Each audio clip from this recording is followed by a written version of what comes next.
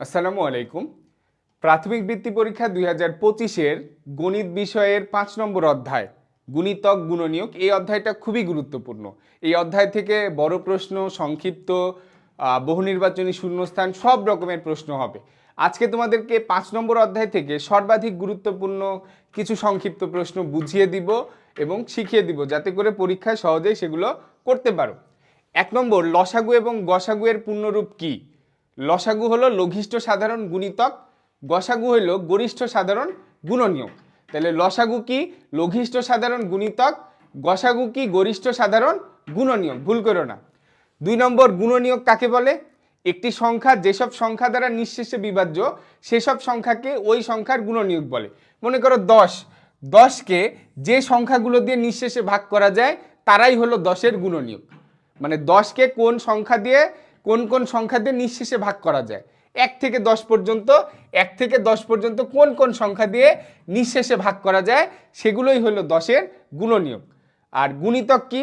কোনো সংখ্যাকে পূর্ণ সংখ্যা দিয়ে গুণ করলে যে সংখ্যাগুলো পাওয়া যায় তাকে ওই সংখ্যার গুণিতক বলে। মনে করো 5কে আমরা 3 দিয়ে গুণ করেছি, তাহলে কত পাইছি? 15। এই 15 হইল কার গুণিতক? 5-এর গুণিতক। তাইলে আমরা একটা সংখ্যাকে যে কোনো পূর্ণ সংখ্যা দিয়ে গুণ করলে যে গুণফলটা পাই সেটাই হলো তার পূর্ববর্তী সংখ্যার গুণিতক। মনে থাকবে। মৌলিক সংখ্যা কাকে বলে? কোনো সংখ্যার গুণনীয়ক যদি 1 এবং শুধু ওই সংখ্যা হয় তাহলে সংখ্যাটিকে মৌলিক সংখ্যা বলে। মৌলিক সংখ্যার বিভিন্ন রকম সংজ্ঞা আমরা জানি, কয়েক রকম সংজ্ঞা আছে, তোমাদের যেটা সুবিধা তোমরা সেটা দিবা। ওকে, কিন্তু মনে রেখো একটা জিনিস, মৌলিক সংখ্যার গুণনীয়ক দুইটার কম হইলে মৌলিক হবে না, দুইটার বেশি হইলেও মৌলিক হবে না। 15-এর মৌলিক উৎপাদক কয়টি? মৌলিক উৎপাদক, আচ্ছা 15 মৌলিক উৎপাদক এভাবে বের করা যায়।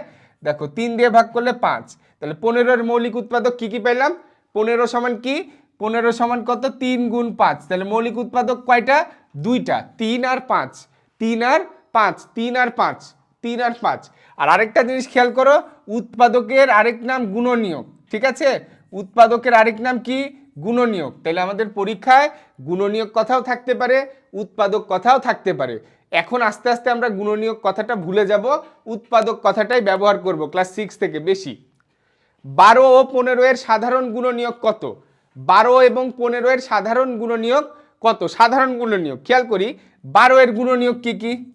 12-এর গুণনীয়ক, 12-এর গুণনীয়ক কি কি?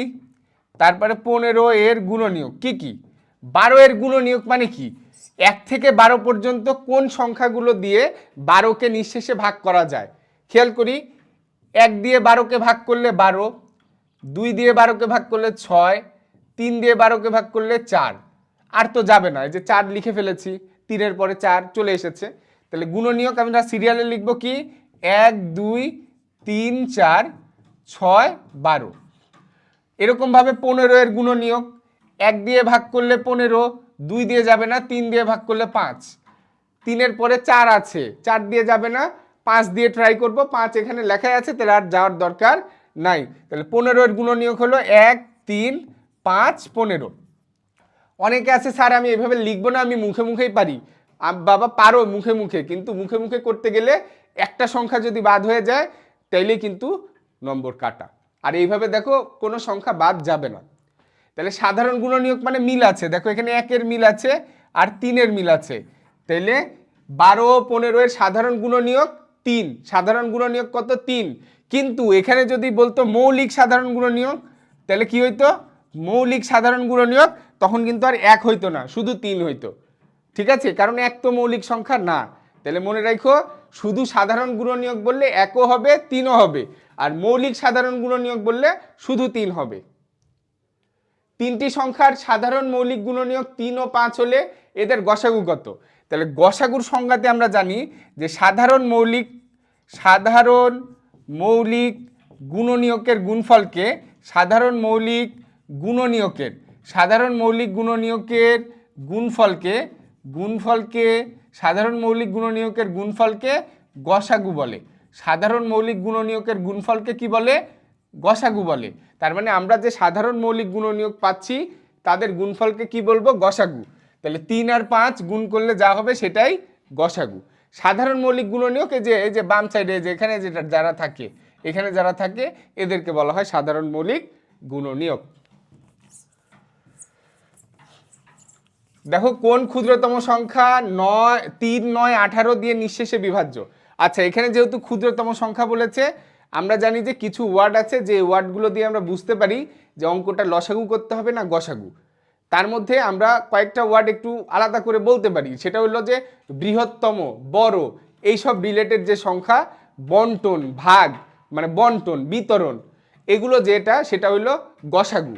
আর ক্ষুদ্রতম, কম, পুনরায়, একসাথে, মিলিত, ওটা হলো বন্টন মানে ভাগ করে দেওয়া, এটা হলো একত্র করা, মিলিত করা, এটা হলো লসাগু। মনে থাকবে? এই দুইটা যদি মনে রাখতে পারো তাহলে সবই হবে। তাহলে বৃহত্তম কি? বড় জাতীয়, বড় জাতীয়, বৃহত্তম, সর্বোচ্চ, বড়, ঠিক আছে। আর হলো ভাগ, বিতরণ, বন্টন।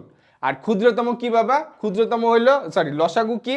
লসাগু হইলো ক্ষুদ্রতম, কম, ছোট, আর পুনরায়, একসাথে, মিলিত, একত্রে, ঠিক আছে। তাহলে এটা আমরা কি করব? 3, 9, 18 লসাগু করব। 3, 9, 18 লসাগু করে যেটা হবে সেটাই আমাদের উত্তর। এখন এটা আমরা লসাগু না করে উত্তর বের করতে পারি। লসাগু কিন্তু আমরা দেখেই লসাগু কত বলে দিতে পারি। এখানে মোট 3টা সংখ্যা আছে। বড় সংখ্যাটা হলো 18, ছোট সংখ্যা হলো 3 আর 9। এখন 3 আর 9 দুইটা দিয়ে যদি 18কে ভাগ করা যায় নিঃশেষে, তাহলে লসাগু হলো 18। মানে ছোট সংখ্যাগুলো দিয়ে বড় সংখ্যাকে যদি ভাগ করা যায়, লসাগু বড় সংখ্যা। দেখো 3 দিয়ে 18কে ভাগ করা যায়, 3, 6, 18। 9 দিয়ে 18কে ভাগ করা যায়, 9, 2, 18। তার মানে বড় সংখ্যাটাকে বাকি ছোট সংখ্যাগুলো দিয়ে যদি ভাগ করা যায়, তাহলে লসাগু হলো বড় সংখ্যা। অথবা তোমরা লসাগু করে ফেলবা, ঠিক আছে, সমস্যা হবে না। আমাদের কামব্যাক কোর্সের ঘোষণা তোমরা ইতিমধ্যে অনেকে পেয়েছো, অনেকে পাও নাই। মাত্র 500 টাকায় আমরা তোমাদের গণিত এবং বিজ্ঞানের দায়িত্ব নিয়ে নিব। স্কুলের যে সিলেবাস আছে আমরা সেই সিলেবাসটা কমপ্লিট করে দিব। পরীক্ষায় যেরকম প্রশ্ন আসবে, কাঠামোবদ্ধ বা সৃজনশীল, বহু নির্বাচনী, সংক্ষিপ্ত, সব আমরা পড়াবো একটা একটা করে ধরে ধরে, বিজ্ঞান এবং গণিতের। এছাড়া বই রিডিং, বইয়ের অনুশীলনী, এগুলো আমরা পড়াবো। 500 টাকা দিয়ে ভর্তি হয়ে যাও, কোনো মাসিক বেতন নাই, কোনো ভর্তি ফি নাই। ক্লাসগুলো হবে ফেসবুক লাইভ এবং প্রি রেকর্ডেড ক্লাস। 2 ধরনের ক্লাসই হবে 26 তারিখ থেকে। যেদিন যেদিন লাইভ ক্লাস হবে রাত 8:30টায় লাইভ ক্লাস হবে। ভর্তি প্রক্রিয়া এখানে দেওয়া আছে, একটু দেখে নিবা। 1 কেন মৌলিক সংখ্যা না? শুধু 1 না, যে কোনো সংখ্যা দিয়ে যদি বলে যে মৌলিক সংখ্যা না কেন, তখন আমরা বলতে পারি প্রত্যেক মৌলিক সংখ্যার 2টি উৎপাদক বা গুণনীয়ক থাকে। উৎপাদকের আরেক নাম গুণনীয়ক, মনে রাখো। প্রত্যেক সংখ্যার 2টি উৎপাদক বা গুণনীয়ক থাকে, কিন্তু 1-এর মাত্র একটি উৎপাদক যা 1 নিজেই, অতএব 1-এর 1 মৌলিক সংখ্যা নয়। মানে সহজ ব্যাখ্যা কি শোনো আমি বলি। মৌলিক সংখ্যার হলো 2টা গুণনীয়ক বা উৎপাদক। আমরা জানি মৌলিক সংখ্যার 2টা গুণনীয়ক বা উৎপাদক থাকে। এখন 2টার কম অথবা 2টার বেশি হলে মৌলিক সংখ্যা হবে না। যেহেতু 1-এর গুণনীয়ক মাত্র একটা, 1-এর গুণনীয়ক কয়টা? একটা, সেহেতু 1 মৌলিক সংখ্যা না। এখন কোনো সংখ্যা দিয়ে যদি বলে যে এটা মৌলিক না কেন, 8 মৌলিক না কেন? আমরা জানি যে মৌলিক সংখ্যার গুণনীয়ক 2টা। 8-এর গুণনীয়ক কয়টা? 1, 2, 4, 8, 4টা গুণনীয়ক। তাহলে আমরা জানি 2টার কম হওয়া যাবে না, 2টার বেশি হওয়া যাবে না। যেহেতু 8-এর গুণনীয়ক 4টে, সেহেতু 8 মৌলিক সংখ্যা না। 10 নম্বর, কোন বৃহত্তম সংখ্যা দ্বারা 210 ও 350কে ভাগ করলে কোনো ভাগশেষ থাকবে না? কোন বৃহত্তম সংখ্যা দ্বারা 210 ও 350কে ভাগ করলে কোনো ভাগশেষ থাকবে না? এই যে বৃহত্তর বলেছে, তাহলে কি করতে হবে? গসাগু করতে হবে। কি করতে হবে? গসাগু। এখন একটা জিনিস তোমাদেরকে শিখাই, সেটা হলো তোমরা ক্লাস 6-এ পড়ো, অনেকে ক্লাস 6-এর গসাগু পর্যন্ত চলে গেছো, অনেকে হয়তো যাও নাই। তো বড় সংখ্যাগুলো যদি থাকে সেগুলোর গসাগু আমরা ভাগ প্রক্রিয়ায় করব। কোন প্রক্রিয়ায়? ভাগ প্রক্রিয়ায়। তাইলে আমাদের ভুল যাওয়ার সম্ভাবনা থাকবেই না। ভাগ প্রক্রিয়া করব রাফে। আমাদের তো রাফ আর চেক করছে না যে আমরা ভাগ প্রক্রিয়া করছি না কি প্রক্রিয়া করছি, সেটা তো আমার কোনো সমস্যা নেই, আমি যে প্রক্রিয়াতেই করি। আমি উত্তরটা লিখতে হবে, শুধু উত্তর লিখে দিলেই হয়ে গেল। তাহলে খেয়াল করো, 210 350-এর মধ্যে যাবে একবার, তাহলে 210, তাহলে এখানে হবে কত? 140। 140 দিয়ে আবার কাকে ভাগ করতে হবে? 210-কে। একবার যাবে, তাহলে 140, থাকবে 70। 70 দিয়ে 140-কে ভাগ করলে 2বার যাবে, 140। তাহলে আমার শেষে যেটা দিয়ে ভাগ করা হইলো সেটাই হচ্ছে আমার গসাগু, সেটাই হচ্ছে কি আমার গসাগু।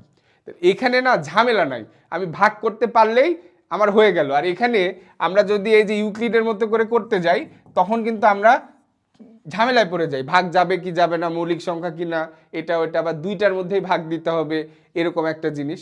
তো আমরা বলবো যে গসাগুগুলো রাফ করা লাগলে তোমরা ভাগ প্রক্রিয়ায় রাফ করবা।